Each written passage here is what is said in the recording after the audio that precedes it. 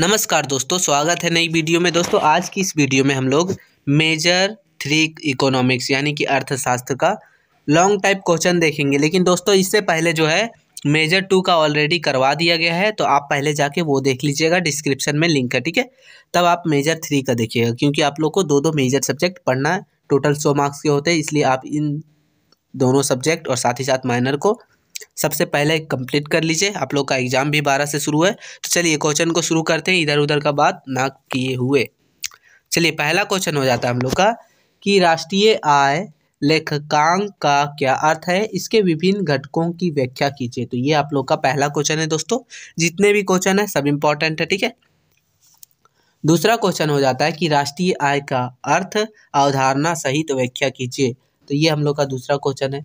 तीसरा number question देखेंगे दोस्तों, तो बोल रहा है कि राष्ट्रीय आय की परिभाषा दीजिए।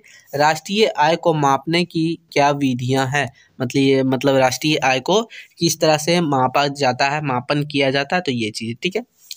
चौथा नंबर क्वेश्चन है, बोल रहा है कि वास्तविक सकल घरेलू उत्पाद, ठीक है, वास्तविक सकल घरेलू उत्पाद और नाम मात्र सकल घरेलू उत्पाद, इसके बीच क्या अंतर है। हो सकता है दोस्तों क्वेश्चन में ऐसा पूछ दिया जाए कि वास्तविक जीडीपी और नाम मात्र जीडीपी में क्या अंतर है। तो जीडीपी का फुल फॉर्म होता है, ठीक है, सकल घरेलू उत्पाद हिंदी में, ठीक है। तो ये चीज़ आप ध्यान रखिएगा। साथ ही साथ इसके बीच क्या अंतर है, तो ये चीज़ लिखना है चौथा नंबर क्वेश्चन में। क्वेश्चन पाँचवा देखेंगे, तो बोल रहा है कि से के बाजार नियम की आलोचनात्मक व्याख्या कीजिए। तो ये आप लोग का पाँचवा क्वेश्चन है। छठा क्वेश्चन हो जाता है कि रोजगार के शास्त्रीय सिद्धांत से आप क्या समझते हैं। तो ये आप लोग का छठा क्वेश्चन है दोस्तों। जितने क्वेश्चन है सब इंपॉर्टेंट है, ठीक है। तो सातवां क्वेश्चन देखेंगे, बोल रहा है कि किन्स के रोजगार सिद्धांत की आलोचनात्मक विवेचना कीजिए। यानी जो किन्स के द्वारा रोजगार सिद्धांत दिया गया था, जो उन्होंने रोजगार सिद्धांत बताए थे, उसके बारे में बताना है आपको, उसके बारे में लिखना है, ठीक है। चलिए आगे हम लोग का क्वेश्चन हो जाता है आठवां दोस्तों। बोल रहा है कि उपभोग फलन से आप क्या समझते हैं, प्रभावित करने वाले तत्वों की व्याख्या कीजिए। यानी सबसे पहले तो आपको उपभोग फलन क्या है ये चीज़ आपको लिखना है। फिर साथ ही साथ जो है उपभोग फलन को जो है प्रभावित कौन कौन से कारक करते हैं, ठीक है, ये चीज़ आपको।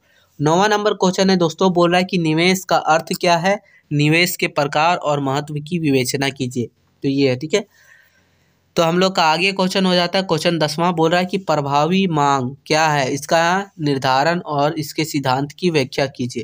तो ये हम लोग का 10वां क्वेश्चन है दोस्तों।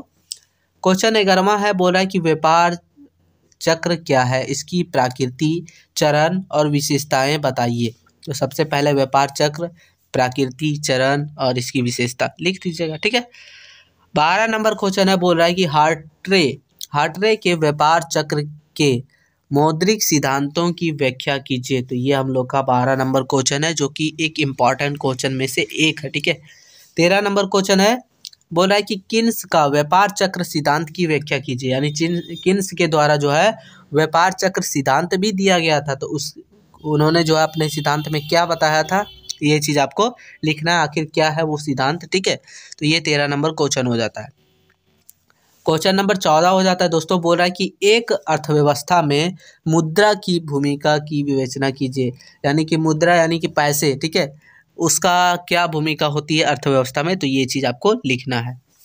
आगे 15 नंबर क्वेश्चन है, बोल रहा है कि धन के मात्रा सिद्धांत की व्याख्या कीजिए। यानी धन जो है यानी पैसे, इसका मात्रा सिद्धांत है, ठीक है। तो उसके बारे में आपको लिखना है 15 नंबर क्वेश्चन में। क्वेश्चन नंबर 16 हो जाता है दोस्तों। बोल रहा है कि मुद्रास्फीति क्या है, इसके प्रकार, कारण एवं प्रभाव की चर्चा कीजिए। तो ये भी मोस्ट इम्पॉर्टेंट क्वेश्चन में से एक है। आगे हम लोग देखेंगे क्वेश्चन नंबर 17 दोस्तों। तो बोल रहा है कि भारतीय अर्थव्यवस्था पर मुद्रास्फीति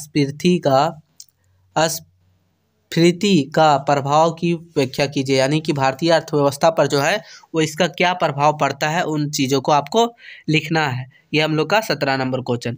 18 नंबर क्वेश्चन हो जाता है, बोल रहा है कि मुद्रास्फीति से आप क्या समझते हैं, समाज के विभिन्न वर्गों पर इसका क्या प्रभाव पड़ता है, चर्चा कीजिए। तो ये चीज़ आप लोग का 18 नंबर क्वेश्चन है दोस्तों। ये 19 नंबर क्वेश्चन है, ठीक है, यहाँ 19 लिखना था, ठीक है।